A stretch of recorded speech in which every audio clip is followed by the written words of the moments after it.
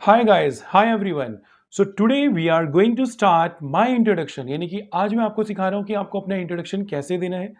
चाहे आप house wife हैं या वर्किंग पीपल हैं या फिर स्कूल स्टूडेंट हैं या कॉलेज स्टूडेंट हैं, तो आपको अपना इंट्रोडक्शन अच्छे से कॉन्फिडेंट होकर देना है, क्योंकि कई बच्चे क्या करते हैं, अच्छे से इंट्रोडक्शन नहीं दे पाते।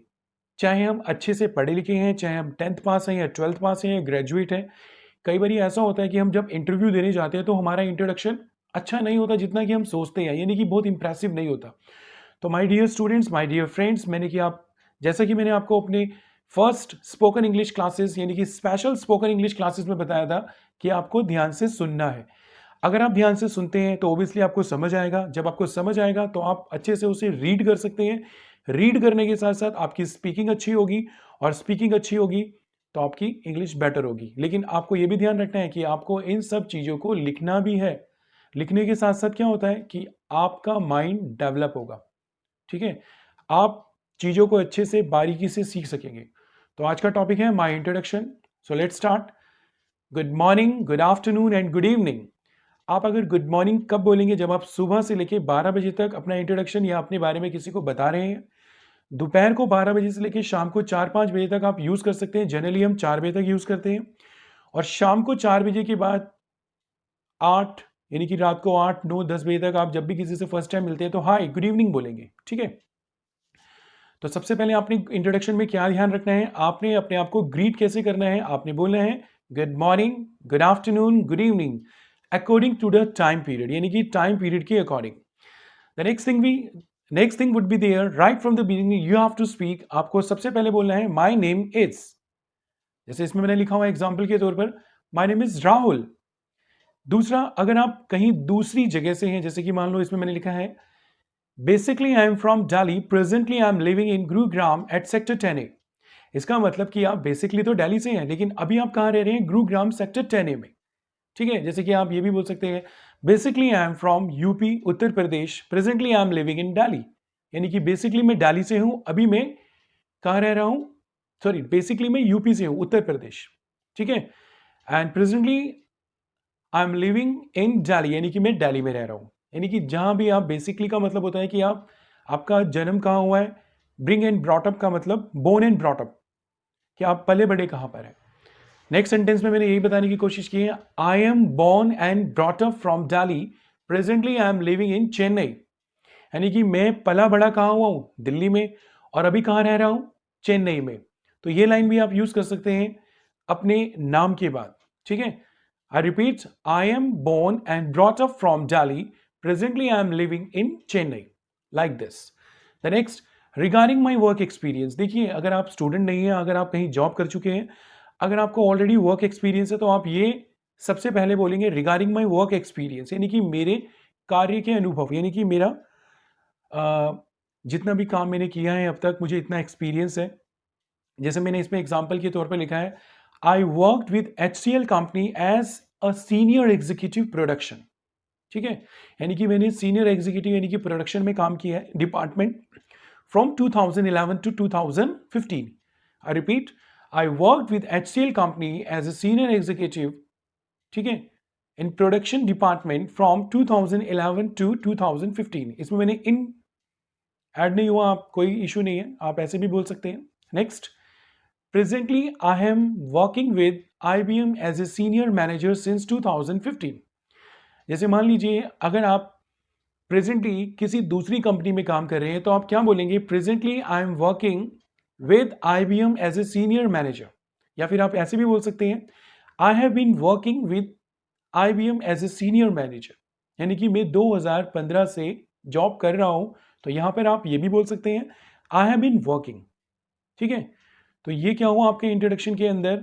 आपका एक्सपीरियंस के अकॉर्डिंग आपका अनुभव जो आपने बताया। ठीक है, see the next one, about my education and qualification, यानी कि आपकी पढ़ाई के बारे में। ठीक है, जैसे आप क्या कहेंगे? I have done my BCom from Delhi university. जिस यूनिवर्सिटी से किया आप उस यूनिवर्सिटी का नाम लिख सकते हैं। Next, besides it I have also done 1 year diploma in production. जैसे कि मैंने उसमें प्रोडक्शन का एग्जांपल लिया, तो आप प्रोडक्शन, अगर आपको टीचिंग का है, आपको फील्ड का है, या फिर आपको किसी दूसरी क्या कहते हैं पर्टिकुलर कैटेगरी का है तो आप उसके अकॉर्डिंग अपना एक्सपीरियंस शो कर सकते हैं, ठीक है। और इसके बाद जैसे मान लीजिए आप बोलते हैं I am pursuing my first year from Delhi university, जैसे कि आप 12th पास है तो आप ये बोल सकते हैं I am pursuing my first year, I am pursuing my second year, I am pursuing my third year, ठीक है। विच यूनिवर्सिटी, यानी कि from which university you are doing, you can speak particular that university's name, यानी कि जिस university से आप कर रहे हो उस यूनिवर्सिटी का नाम भी आप बोल सकते हैं, ठीक है। या फिर आप ये भी बोल सकते हैं I am studying in 10th class या 10th स्टैंडर्ड या I am studying in 12th standard like this, ठीक है। सी द नेक्स्ट वन, यहां पर माई स्ट्रेंथ्स आर, यानी कि आपकी क्वालिटीज क्या है, आपके पॉजिटिव पॉइंट्स क्या है या आपकी शक्ति क्या है। तो यहां पर हमने क्या क्या लिखा है देखते हैं, जो आपकी आप वो लिखेंगे, क्योंकि आपको फेक चीज नहीं लिखनी है, ठीक है, गलत चीज नहीं लिखनी है, जो आपकी क्वालिटीज है आपको वही लिखनी है। जैसे I am hard working, honest, intelligent, flexible, quick learner, punctual, friendly, cooperative and positive thinking. I am hard working, मैं मेहनती हूं, ठीक है। ऑनेस्ट, में ईमानदार हूं। इंटेलिजेंट, में बहुत होशियार हूं। फ्लेक्सिबल, फ्लेक्सिबल का मतलब जैसी सिचुएशन होती है उसके हिसाब से आप अपने आप को संभाल लेते हो, यानी कि मॉर्निंग शिफ्ट है, इवनिंग शिफ्ट है, डे शिफ्ट है, नाइट शिफ्ट है, A, B, C 3 शिफ्ट चलती हैं, ठीक है, उसके अकॉर्डिंग। फिर क्विक लर्नर का मतलब कि आपको समय नहीं लगता चीजों को सीखने में, चाहे आपके लिए बेशक वो चीजें नहीं हो, ठीक है। नई का मतलब बिल्कुल न्यू। कोऑपरेटिव का मतलब you believe in team work, आप टीम वर्क में विश्वास करते हो, ठीक है। बी ए टीम प्लेयर, एक अच्छे टीम प्लेयर हो, ठीक है। एंड पॉजिटिव थिंकिंग का मतलब आप कभी भी नेगेटिव नहीं होते हो, आप हमेशा ये सोचते हो सिचुएशन जैसी भी हो हमें काम करना है and we will get success, हमें सफलता मिलेगी। तो ये हैं आपकी क्वालिटीज, ये हैं आपकी स्ट्रेंथ, ये हैं आपके पॉजिटिव पॉइंट्स।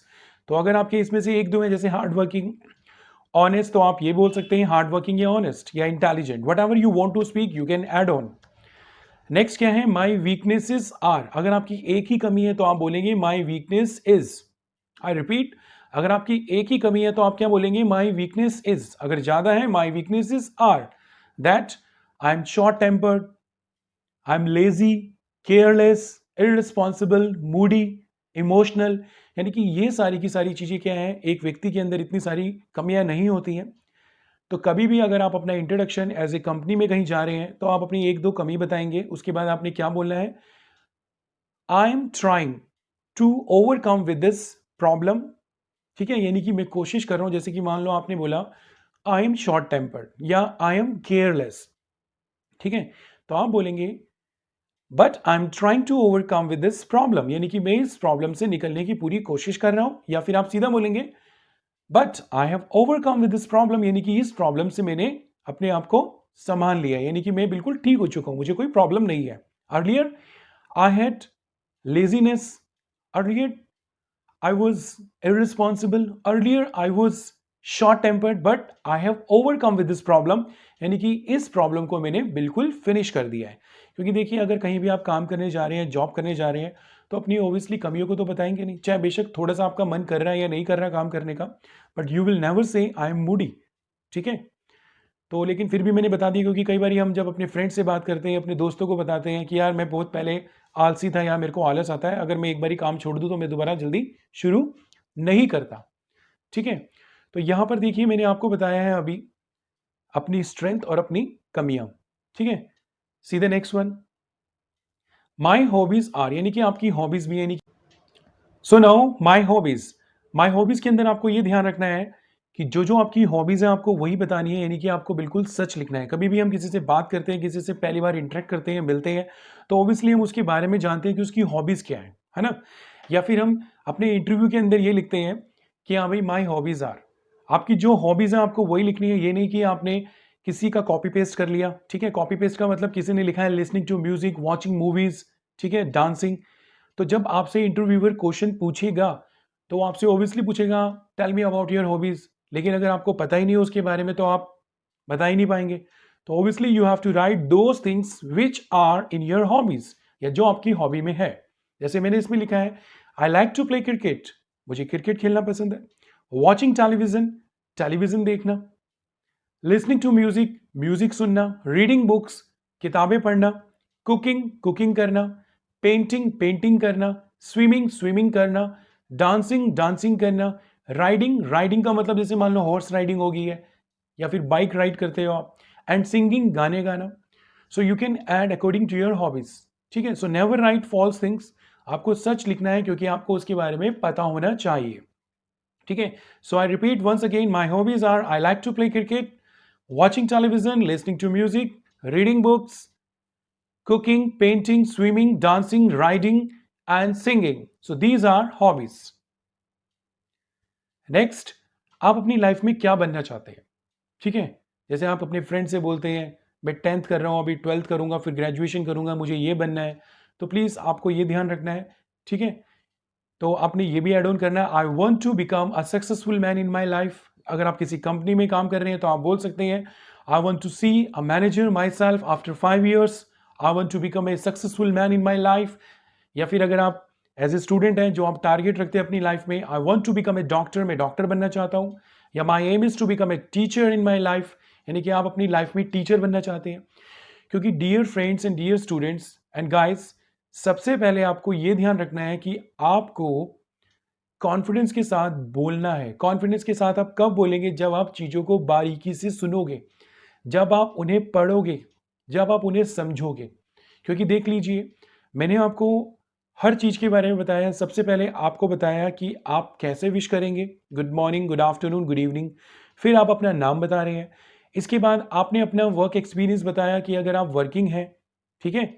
लेकिन अगर मान लीजिए आप स्टूडेंट है तो आप सीधा अपनी एजुकेशन के बारे में बताएंगे. ठीक है. ये सारी चीज़ें क्या हैं, आपके इंट्रोडक्शन में है. और जैसे कि मैंने आपको एक चीज़ बतानी है, आप इसके अंदर अपना फैमिली बैकग्राउंड भी ऐड कर सकते हैं. ठीक है. जो कि मैंने इसके अंदर बिल्कुल प्रोफेशनली नहीं यूज़ किया. जैसे आप बोल सकते हैं I am from nuclear family, कि मैं एक छोटे से परिवार से हूँ. आई am from small family. From small family का मतलब छोटे से परिवार, यानी कि आपके मम्मी पापा और आप अपने भाई बहनों के साथ रहते हैं. जैसे there are 5 members in my family, मेरे परिवार में 5 सदस्य हैं. My father is a businessman, या my father is a government employee, my father is a private employee, my mama is a housewife, या she is also working. ठीक है. And we are 2 siblings, we are 3 siblings. Sibling कब use करते हैं हम? जब हमारे भाई बहन होते हैं तब हमें siblings यूज करना है. जैसे आप 2 भाई बहन हैं, अगर आप बॉय हैं तो आप क्या कहेंगे? We are 2 siblings, I have one sister besides me. अगर आप 3 भाई बहन हैं, जैसे कि आप खुद सिस्टर है मान लो, और आपका एक भाई है और एक बहन है, यानी कि आप टोटल 3 भाई बहन हो, तो आप कैसे बोलेंगे? We are 3 siblings, I have 1 brother and 1 sister besides me, like this. यानी कि मेरे अलावा मेरा एक भाई है और एक बहन है, and they are students. So you can add on these lines. अगर आप ज्वाइंट फैमिली से हैं, जैसे कि मान लो आप अपने पापा मम्मी के साथ, भाई बहन भी हैं आपके, चाचा भी हैं, चाची भी हैं, दादा हैं, दादी हैं, सो you can say I am from joint family, मैं ज्वाइंट फैमिली में हूं, यानी कि संयुक्त परिवार में. There are 12 members in my family, my grandfather, my grandmother, my uncle, my aunty, my cousins. ये लाइन भी आप ऐड कर सकते हैं. ठीक है. और लास्ट में आप बोलना ना भूलिए, जैसे thank you so much for listening to me attentively and carefully and have a nice day, good day, thank you.